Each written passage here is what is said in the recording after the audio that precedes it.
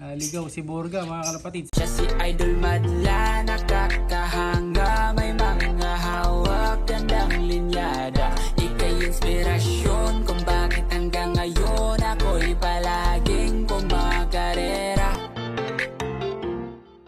Today's video mga kalapatid, may tumungkod dito, pula, ayun oh. Yun, may pulang kalapati dito.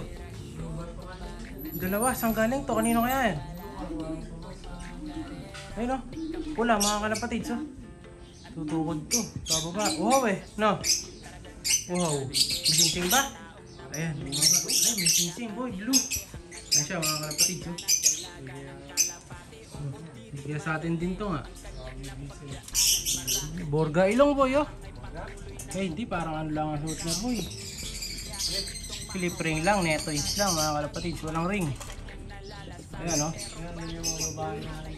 Alin ito? Kanino kaya to? Borga pa naman oh.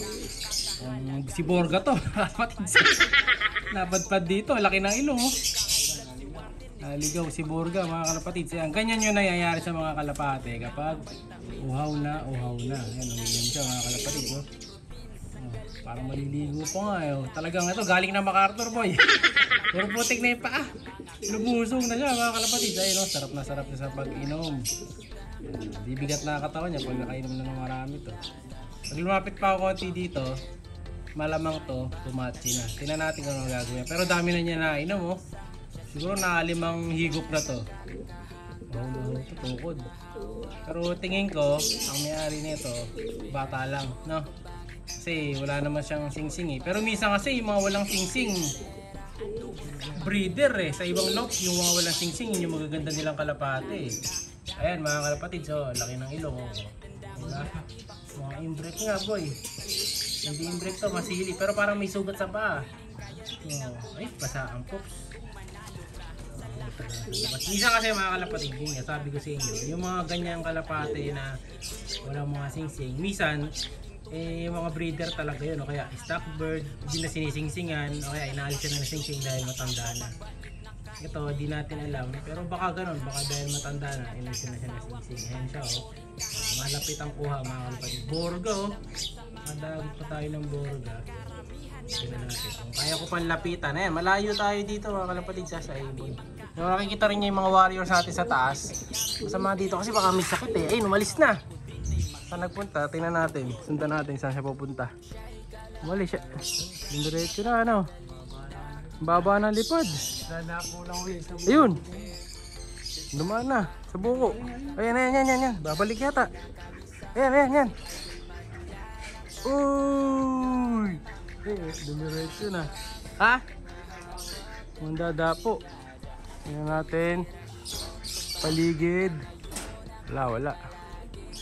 Ayan oh. Ay, dadapo boy. Umiikot siya sa old loop. Iniikutan niya. Sana. Wala na. Mukhang dito lang sa kabila. Wala. Siguro sa kabilang ilog lang yan mga kalapatids. Nawala na. Saan? Hanggawi. Malayo na? Natin yung pula. Malayo na to mga kalapatids eh. Excuse me po. Ay, nawala na. Sumibat na ng tuluyan. Si Dagit. Ito yung mga sinundan niya, yung all hen natin. Ito yung pinaronda natin kanina mga kalapatids. Ayun, pinaronda naman nila ito. Sinundan nila yan. Bali, ito kasi all hen to, kaya ito talaga lapitin ng Dagit. Ayan. Naging dalawa. Nasa landing board na kanina yun? Ronda lang sumabay. Ayan. Yung mga bata, kapag yun nga, may nakakita kayo mga kalapating marami, tapos ang kalapati nyo, kunyari, 3, 2, medyo wag na kayo sumabay doon sa marami kasi delegates na kayo yung madagitan. Ayan. Mahirap na pag kayo nagdagitan, sayang yung ibon, di ba? Lalo yung mga bago pala nag-aalaga. Ako dati nung bago ako, iniiwasan ko talaga yung mga ganon, yung sumabay sa mga maraming rumoronda. Kasi pagka sinabay natin sila sa maraming rumoronda, mas lamang na madagit sila kasi madami yun eh. Baga nahahatak sila. Tapos pag bumaba sa trapdoor, kunyari na pagtripan na hulihin, wala na, di na magbabalik. Swerte kayo kung yung nakahuli, yung mababait na nagbabalik, di ba? So pagka yung hindi naman, wala na. Diretso ano na, palengke na o diretso na sa ano yan, sa kulong. Wala na sulian. After 1 clutch, saka pa lang papawalan. Kaya tingnan natin kung babalik pa yun mamaya. Much later. Ahot na mga kalapatids, hindi na nga bumalik yung dagit. So eto nga pala yung nasabi ko mga nakuha natin sa bayo nung nakaratas para raffle ko din. Ito yun, yung dalawa na to. Ito yung dalawang para raffle natin mga kalapatids. Kaya kagaya nung nakaraan. Labas muna natin yung ano nila. Patukaan. Ayan o. Medyo madumi yung patukaan. Ito pa yung painuman. Lilinisin natin mamaya. Siyempre yan makukuha nyo. Isang pares ulit yan. Ito yung possible hen. Ayan, ganda niya mga kalapatids. Ito, hindi nga multiplayer to. Matino yung tsura na ito. Ganda o. Ito, kamukha ulit ni Chewbacca. Ayan, ito yung possible cock. Ayan, napakaganda. Bata pa to mga to sa tingin ko. Liliit pa ng mga paa nila. Ayan o. Diba? So halos 1 week na rin to sa atin. So kung gusto nyo makuha yan, syempre alam nyo na gagawin mga kalapatids, like yung video natin. Tapos syempre kung may time ka, abang nanonood ka, mag-comment ka na para makuha mo yung mga ipalibre natin mga raffle dito. So bukod dito sa kalapate, dalawang kalapate yan, di ba? English Flying Tipplers, napakataas lumipad. Yung sa kalapatids ka natin, di ba? Sabi ko sa inyo, mataas na lumipad yung sa kanya. Ayan, grabe yung sa kanya mga kalapatids. Ito yung video nun, ayan no. Diba? Nakakalipad na. Bakit nga nang bubuno ka siya? Galing. Pilip ako dun sa nanalo sa atin. So shoutout dun sa tropa natin na si Justin Raven Gutierrez. Mga kalapatids ng Pampanga. Siya yung nakakuha nun. So nabatcher niya kaagad. Galing. Tapos may isa pa yan. Ito pa isa nating nakuha doon mga kalapatids. Ayan. Nakakuha din tayo ng ganitong kulay. Ayan. So ang line naman nito is Muleman din mga kalapatids. Puro Muleman ang nakuha natin. Ayan. Gandang ibon nito. Hindi ko lang alam kung ano pa gender niyan. So sana hen. Pwede rin siya magkakbala na siya sa discarte niya. Pero ganda kulay niya mga kalapatids. Hindi ko nahahawakan. Ayan o. Yan yung nakuha natin sa BioBirds. Yan yung nakuha natin sa napakaraming pinili natin. Yan. Ang nakuha kong ibon, isa lang yan. Isa lang yung na gustuhan ko talaga. Ito na gusto kong kulay nito. Actually wala kang buntot yan. No? 3 piraso lang yata yung buntot niyan. Kahit walang buntot, nagustuhan ko siya. Maganda kulay, saka maganda katawan. Halos perfect na to para sa akin. Ito sa mga nahipo ko. Hindi ko kasi mahawakan lahat kasi masyado ang marami. Mahirap mamili ng kalapate pag bibili ka. Pag yung pinamimilian mo talaga sobrang dami. Pero pag yung pinamimilian mo, 3 lang, talaga makapag-decide ka agad kung ano yung bibili mo. Pero dahil nga marami, hindi ako agad nakapili. Ito may isa pa dito eh. Ito yung kasama eh. Kala ko nakawala, visit. Walang laman. Nandito nga pala yun sa labas. Tingin ko hen eh. Ay dinala natin doon na yung mga manok ko mga kalapatids. Ang dami na nila. Tapos yung pamimigay natin na isa pa. Ito. Ayan, isang pares mga kalapatids. Yung pamimigay ko sa inyo to. Ayan, yung dalawa na yan. Ayan, pamimigay ko sa inyo mga kalapatids. Kung gusto nyo yan, makukuha nyo rin niya. Comment lang kayo din. So isang pares ng manok. Bantam to, semi-bantam. Ito, yung isa bantam na Hazel chicken, kulot puti. So kamukha yan nun, no, sa ating manok na yun. Kamukha ni Warden Jr. Ayan.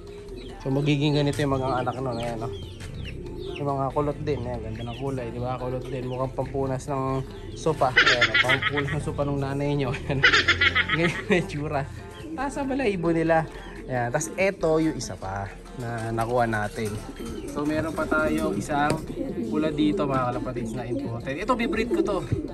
Ayan, racing to mga kalapatids ha. May ano lang talaga may balahibo. Meron talaga may mga balahibo na ganyan na racing, cowboy kumbaga. Pero ano sila, pero racing naman yan. Ayan.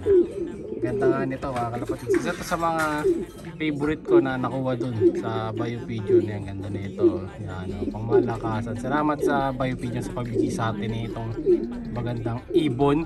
So hindi ko pa sure kung hen talaga. So may kasama to pula, si Lumpo. So yun nga. Sa kasamang palad mga kalapatids, bumigay na si Lumpo. Sabi ko malaman na dahilan. Wala na siya. Si Lumpo. Kaya yung natira dito, yung pula na lang. Ayan, siya na lang mga kalapatids ang naiwan dito sa atin. Ayan o. So yung kakyon, si Lumpo eh. Ito, tingko hen. Ito siguro kapares nun. Wala na.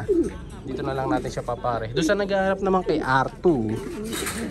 Ito na si R2 mga kalapatids, yan si R2. Yung dati natin multiple polling winner. Ayan, nakapahinga lang siya rito. Bibreed kasi natin yan eh.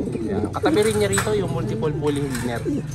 Ayan, syempre si Boy Paasa. Ito mas favorite ko sa lahat to eh. Ayan, ito mamalakasan to. Ito talagang sinundan natin ang istorya nito. Magmula nung nananalo siya sa polling. Ayan, overall maraming pinaiyak sa polling to. saka sa side bet. Ayan, tapos hanggang sa nadagit siya, tayo yung umiyak nun. Ayan mga kalapatids, ito may itlog na rin. Oh. So ayan yung mga binibreed natin nasa labas. Hindi pa kasi tapos tong kulungan. Bibili pa lang ng bakal. Naubusan tayo ng bakal eh. Gagawa tayo. Pinto na lang to, tapos na eh. Yun na lang, finishing na lang. So ayan na, kung gusto nyo nung manok, saka nung kalapate na English flying tipplers na lumilipad ng 24 hours per day, eh comment lang kayo mga kalapatids. Alam na this! Siya'y kalapatistang napakagaling na kinakilala.